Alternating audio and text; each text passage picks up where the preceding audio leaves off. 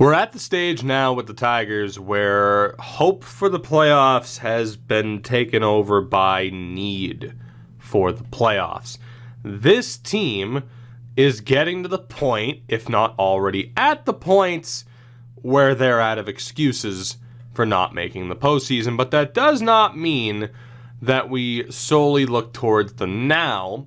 And that brings us to the negotiations here where we could look towards the future if we wanted to let certain people go. And really the only two I think that would make sense to bring back for sure are Encarnacion and Boykin. But Boykin is the interesting one where it's like, okay, do we let this guy go and get something back? Or do we stick with someone who was one of our better pitchers last year? Especially knowing that there are players on the way up who aren't exactly ready yet, like Bobby Gaucho, being the primary one, I would say. And ultimately, because I had a little bit more time to think about it than I thought I would, I have come to a decision on this. Now, Eric Encarnacion is coming back. That's going to happen. He is our guy for the next few years.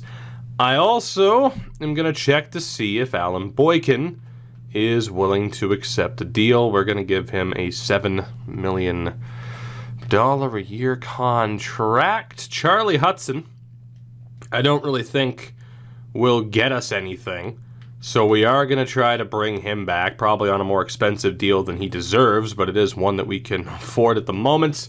And then Lewis Thorpe, just for the hell of it, I'm probably going to try to bring back for a season as well. Again, he'll get paid more than he deserves, but it's pretty much worth bringing back, I'd say, everybody here, just to make sure that our depth options are as open as possible. So we are going to try to bring everybody back. We need a manager and a pitching coach heading into this next season. And I'm thinking Ricky Ruiz. He's the first option I saw, which means we're good to go. Although we did send out the option for Adam McDaniel. That's right, I forgot I sent those out. So let's actually sim forward a day or two. McDaniel's in as our head coach, our manager. We need a pitching coach as well.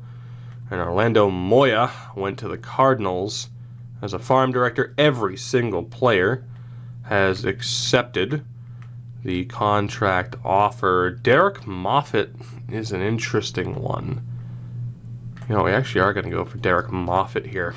See if we can steal him from out within the Pirates, from under the Pirates' grasp is a good way to word it. And indeed, we did. So we get to this point. Obviously, we have the 40 man to worry about.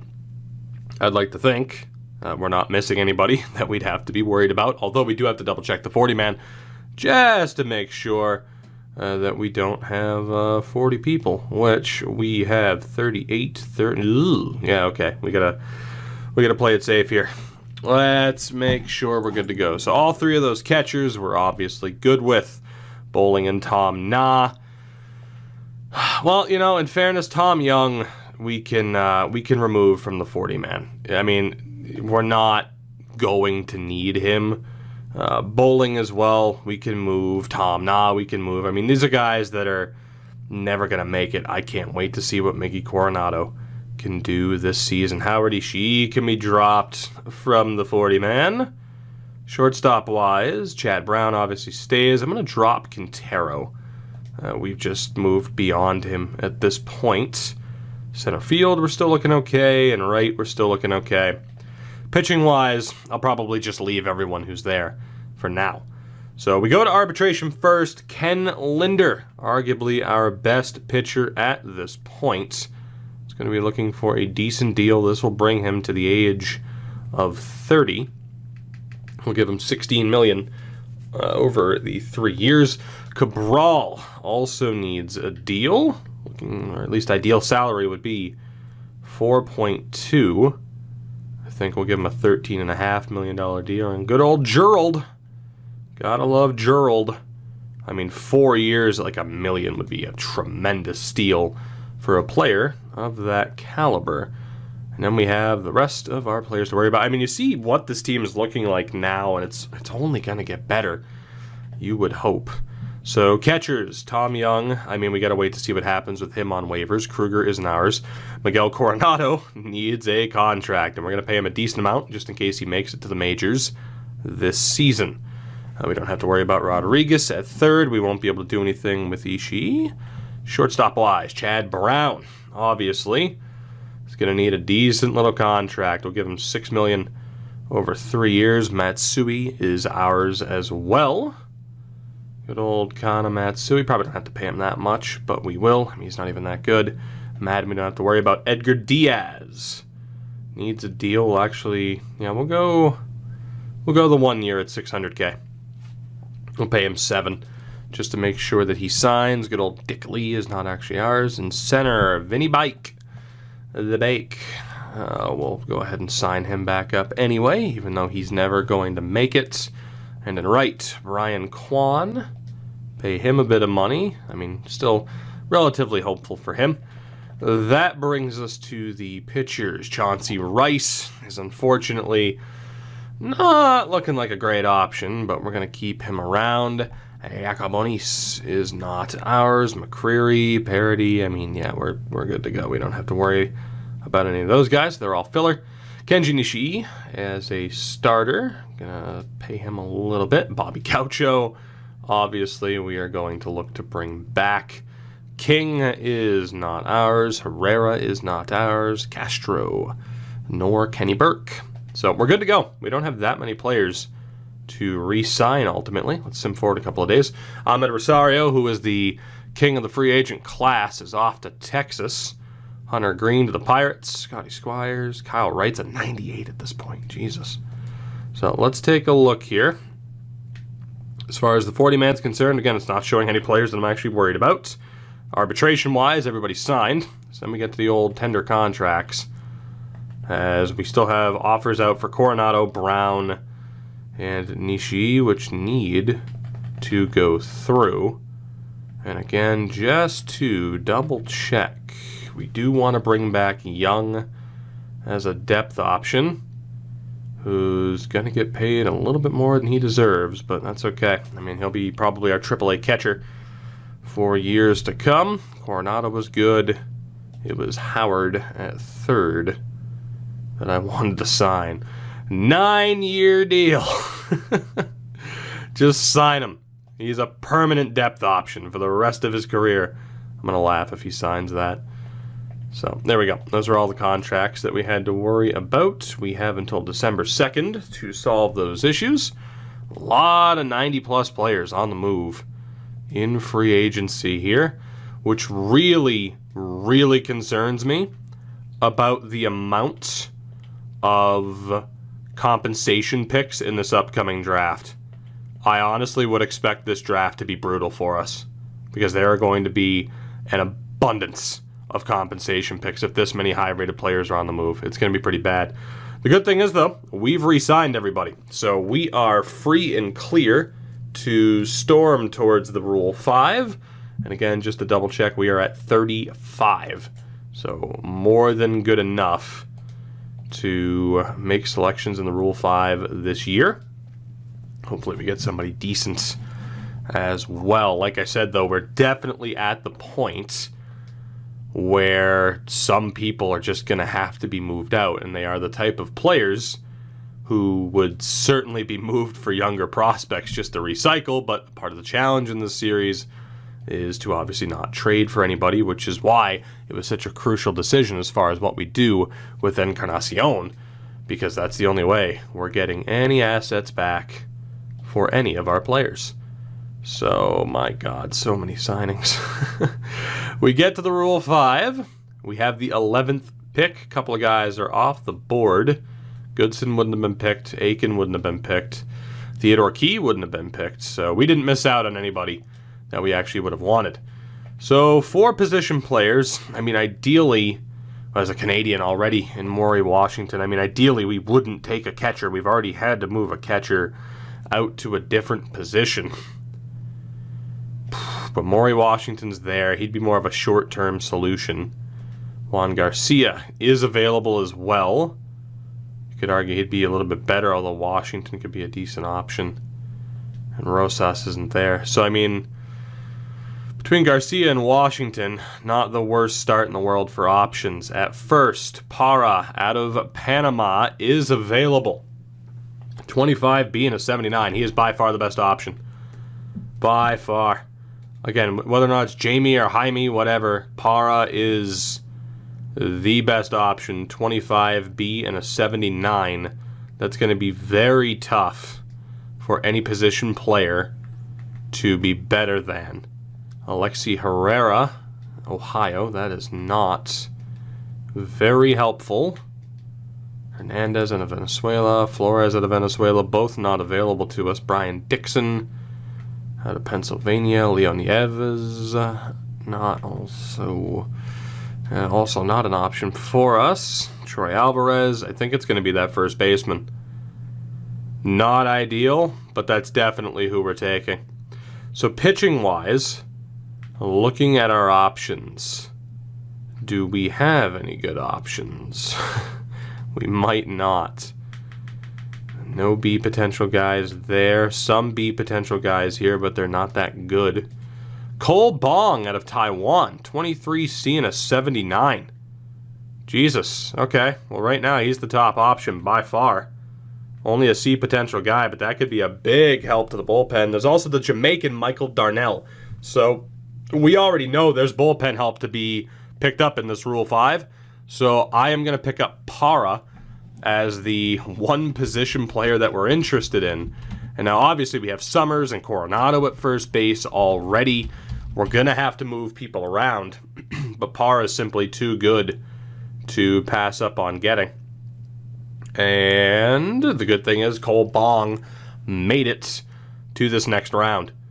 So I think, unless there's a younger player who's got a better potential that might be slightly worse, he's the guy. Alex Baum? No, I think it's going to be Cole Bong. Because again, starting pitching-wise, some help could be needed. But really what we need to continue to do is improve that back end. And if we get another option, I mean, granted, we did pick up Matsuzaka. You look at those 5, and then Yokoyama and Mori, one more option like Cole Bong would be the best way to go, in my opinion. Fiorentino's out of Massachusetts. What about Shipman? Venezuela, Aquino, Dominican. I think we have our guy. Ooh, maybe not. Ken Francis out of Australia, 25B and a 78. Oh, that just made this decision so much worse. Do we take the reliever and Cole Bong? I mean, you got to think. We have Encarnacion, Reyes. We have Short, Montez, and Matsuzaka. Technically, we're already going to have to put one of these guys down in AAA. It would have to be 2 if we pick up Cole Bong. But we could get... Man, if I knew Ken Francis was available, I probably would have let Alan Boykin go. I kind of regret that now. That's rough. I don't know who to pick now. Oh, that sucks. That really sucks. I think I gotta go with Ken Francis, just for what he could be. We're taking Ken Francis. Oh, God. Cole Bong's attributes are pretty good, though, except for the walks. Damn. I'm going with Ken Francis. I might regret it, but I'm going with Ken Francis.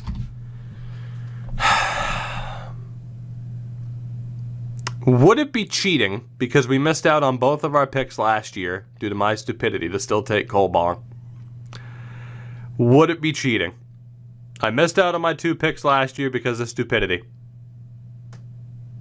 This might scream desperation from me. But technically I did shortchange myself on 2 picks. I'm just gonna do that really quickly if that pisses off some people. I'm sorry. But, yeah, no. So technically I still shortchanged myself by 1 draft pick last year because of my stupidity. But, yeah, I just did that. And I don't regret it. Call it cheating if you want. You go right ahead. It happened. Deal with it. If it is cheating, I'm cool with it. If it's not cheating, then I'm definitely cool with it. Because, damn it, that was just too good to pass up. That was too damn good of an opportunity to pass up. And now, the question becomes, what the hell? What the hell is this team going to look like? So coaching-wise, we're set up very well. Scouting-wise, we're good to go. Dick Hawk!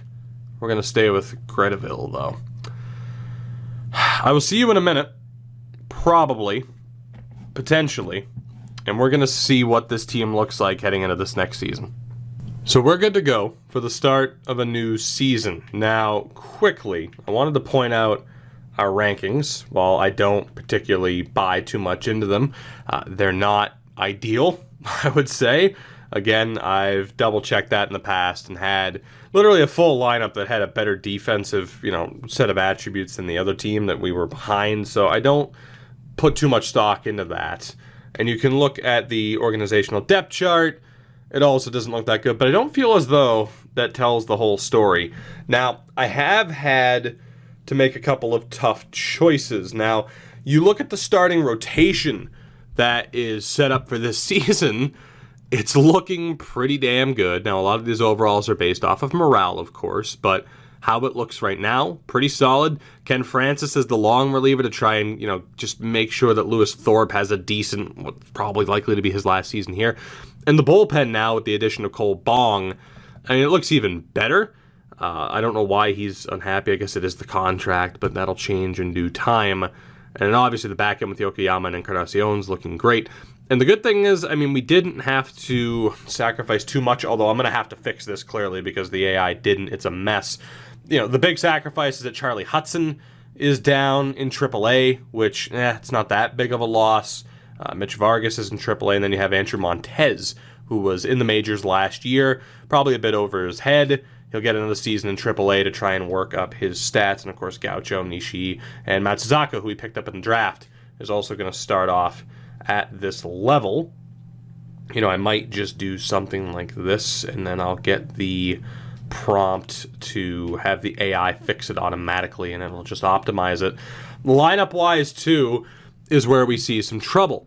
Now, again, I'm going to have to optimize this a little bit in terms of, okay, who wants to play as a star role, right? Like Scottie Valentine probably won't be leadoff because, especially to Summers, thankfully Summers doesn't, but between Mosley, Ling, and Christiansen, they're probably all going to want to be stars, but you've already seen the changes that we've had to make, and I've already made one. I've moved Parra from first to right just so that he can be in the lineup full-time, which means we're having to sacrifice Charley Mares unless we move Mares to, say, Newton's spot at short.